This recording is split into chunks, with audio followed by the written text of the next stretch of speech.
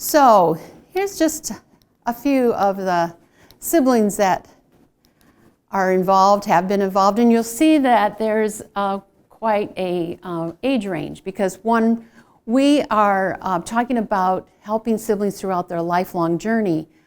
We have programmed for people regardless of their age. Talia and all the other siblings have many roles. They're often role models. Dade probably watches you, figures out, yeah, I'm going to do it that way or not. Yeah. You're also, any sibling, regardless of disability, is often a teacher. Sometimes they teach good things, sometimes they teach naughty things, but they're still teachers. Therapists. How many of you that have a sibling with a disability kind of took on therapist as your role when they were, yeah. Christiana used to bring her clipboard out when she was 7 years old and her brother was getting therapy. She was an assistant therapist.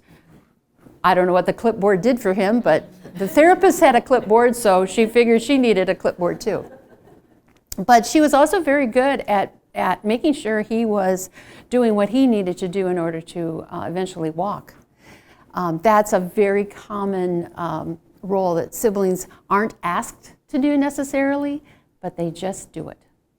They want to be helpful, and they're good at it. Advocates. An advocate is someone who is concerned about the well-being of someone else and will speak up for them or do what they need to do in order to ensure a quality life. Caregivers. This is a tough one because the fact is, even the youngest sibling is a caregiver. But the term caregiver is not embraced by most siblings. Like, Zoe, you're a caregiver, right? But you don't think of yourself that way. Not really, No. But you think of yourself as just a sister.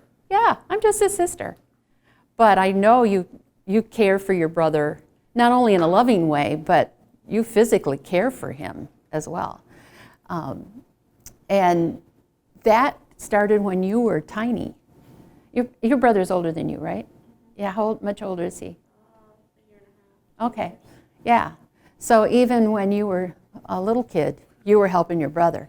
And same with Sophia. Your brother is younger than you, right? Yeah. But probably when you were younger, you were looking after his needs because he has cerebral palsy? Yeah. So the word caregiver is often unappreciated by siblings because they see the relationship as being more a reciprocal kind of relationship.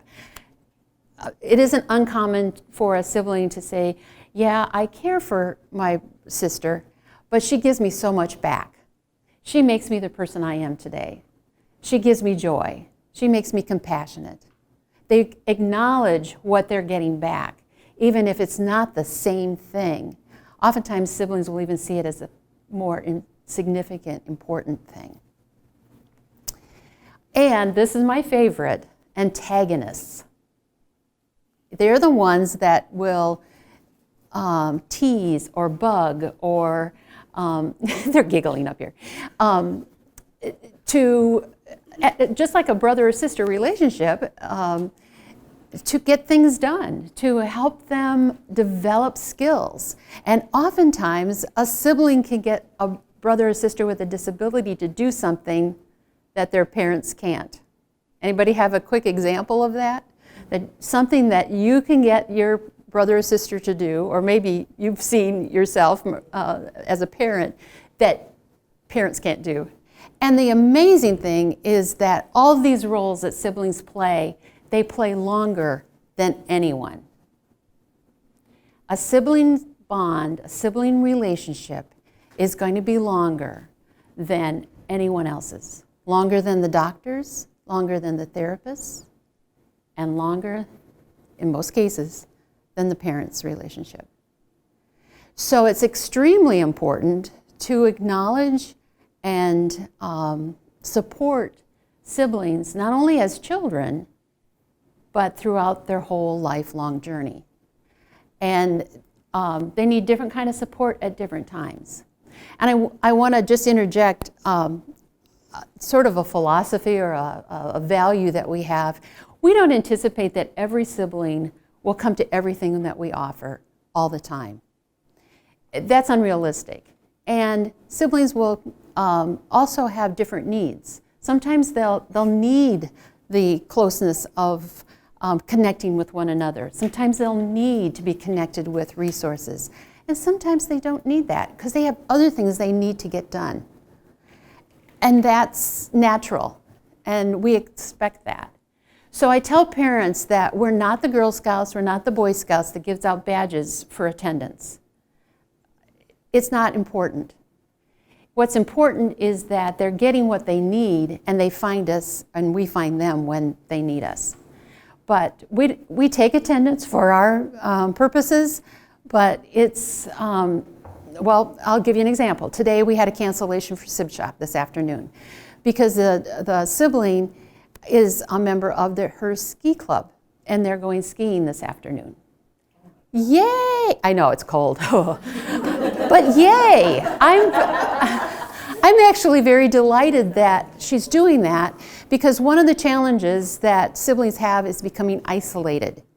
And if they're engaging in other activities with their peers, yay, we celebrate that. And there's another day for Sib Shop. That's just fine. But so we don't want to get in the way. And we don't want to take away from their family experience and their family support. We augment that. We are in support of that.